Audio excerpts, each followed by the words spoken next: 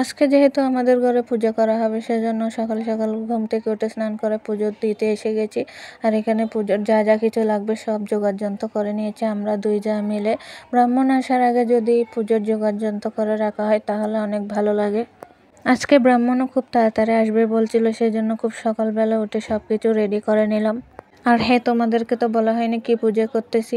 আসলে এই ভিডিওটা শুক্রবার দিনের ওই দিন, যেহেতু আমাদের ঘরে সংকটতারিণী মায়ের পূজা করা হয়েছিল, আমরা সংকটের বট বলে থাকি আর কি। তোমরা কে কে পুজোটা করো অবশ্যই কমেন্ট করে জানাবে। যাই হোক, অনেকক্ষণ ওয়েট করার পর ব্রাহ্মণ চলে এসেছে, এখন পুজোতে বসে গিয়েছে। আর এই পুজোতে অনেক নিয়ম কানুন আছে, অনেক কিছু মানতে হয়। যারা উপোস থাকবে তারা যা যা খাবে সব এখানে দিতে হয়। ব্রাহ্মণ উৎসর্গ করে দিলে তারপর সারাদিন ওগুলো খেতে হবে। একবেলা খেতে পারবে, আর রাত্রিবেলা রুটি সুজি করে খেতে হয় লবণ ছাড়া। যাই হোক, পুজো শেষ করে প্রসাদ খেয়ে চলে এসেছি এখন ঘরে। দেখতেছি তোমাদের দাদাভাই নতুন পাঞ্জাবি পরে কোথায় চলে যাচ্ছে। তো জিজ্ঞেস করলাম মন্দিরে যাচ্ছে কিনা, ও বলতেছে না একটা জায়গা যাচ্ছে। তো যাই হোক, ও তো চলে গেল কাজে। এখন এদিকে চলে এসেছে রান্নাঘরে। আজকে খিচুড়ি প্রসাদ রান্না করা হবে, ভাজি বড়া করা হবে। তো যা যা সবজি প্রয়োজন সবগুলো কিন্তু কেটে একদম রেডি করে রেখেছি এখানে। এখন রান্না করার বাকি। তো এখানে দেখো সব কিছু তো কেটে কুটে রেখেছি। আর এখন ডালও ফুটাতে দিয়ে দিয়েছি, যেহেতু খিচুড়ি রান্না করা হবে। আর এদিকে এক এক করে সব ভাজি করে নিচ্ছি। প্রথমে করে নিচ্ছি আলু ভাজি। এই আলু ভাজিগুলো দেখলে ছোটোবেলার কথা মনে পড়ে যায়। আমরা যখন স্কুলে ভাত নিয়ে যেতাম, মা কিন্তু চাক চাক করে এই আলু ভাজিটা করে দিত। দেখো আজকের আলু ভাজিটাও কি সুন্দর করে ফুলতেছে ফুচকার মতো।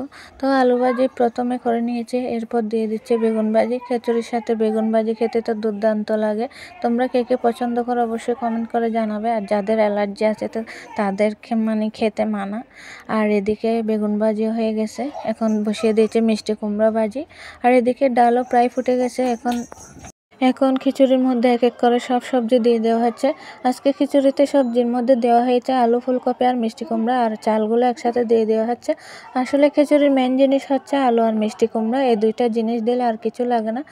খিচুড়ির মেন জিনিস হচ্ছে এই দুইটা, আরগুলো অপশনাল, দিলেও দিতে পারে না দিলেও নেই। আর এখন দিয়ে দিয়েছে আদা বাটা, মরিচ গুঁড়ো, হলুদ গুঁড়ো, লঙ্কা গুঁড়ো আর কাঁচামরিচ। এগুলো দিয়ে সব কিছু একসাথে সিদ্ধতে বসিয়ে দেওয়া হবে। সব শেষে দিয়ে দিয়েছি নুন, দিয়ে সবগুলো একসাথে মিক্সড করে দিয়ে দেওয়া হচ্ছে। আসলে খিচুড়ি আমি রান্না করতে পারি না, এখনও কোনো দিন একা রান্না করিনি। আমার যা রান্না করতেছে, তো আমি দেখতেছি আর কি। তো এখন সব কিছু দিয়ে ঢাকা দিয়ে সিদ্ধতে বসিয়ে দেওয়া হচ্ছে। আর এদিকে এক এক করে তো ভাজি করা হয়ে যাচ্ছে। আর এক চুলায় ভাজি বসিয়ে দেওয়া হয়েছে, আর এক চুলায় খিচুড়ি দেওয়া হয়েছে। তো ভাজি হতে হতে ওদিকে খিচুড়িও প্রায় সিদ্ধ হয়ে গেছে, আর একটু বাকি আছে। আর এখন করা হচ্ছে সবশেষে ফুলকপির পকোড়া। এদিকে ফুলকপিগুলো হালকা লবণ দিয়ে সিদ্ধ করে বেসনে ডুবিয়ে ডুবিয়ে এখন ভাজি বড়া করা হচ্ছে। আসলে খিচুড়ির সাথে ভাজি বড়া খেতে বেশি ভালো লাগে, আর টক হলে তো আরও ভালো। আর সকাল থেকে তো অনেক ব্যস্ততার মধ্যে গেছে পুজোর কাজ আর রান্নাবান্নার কাজ। আসলে যে কোনো পুজোর দিনে অনেক ব্যস্ত থাকতে হয়, আর পুজোর কাজ করতে কিন্তু অনেক ভালো লাগে। খিচুড়িতে সবশেষে স্বাদের জন্য একটু চিনি দেওয়া হয়েছে।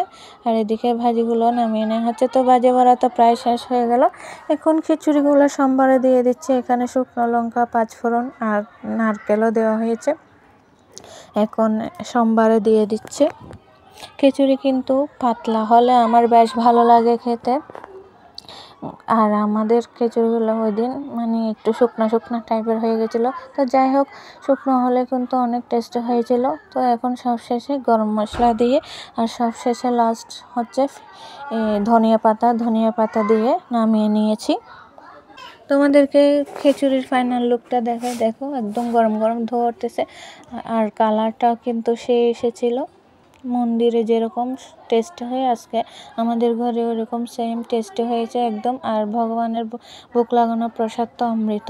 তো সব শেষে খাওয়া দাওয়া নিয়ে বসে পড়লাম, আর খেতেও অনেক টেস্টি লাগতেছিল একদম গরম গরম ধোয়াটা। তো ব্লগ ভিডিওটি কেমন লাগছে তোমাদের অবশ্যই কমেন্টে জানাবে।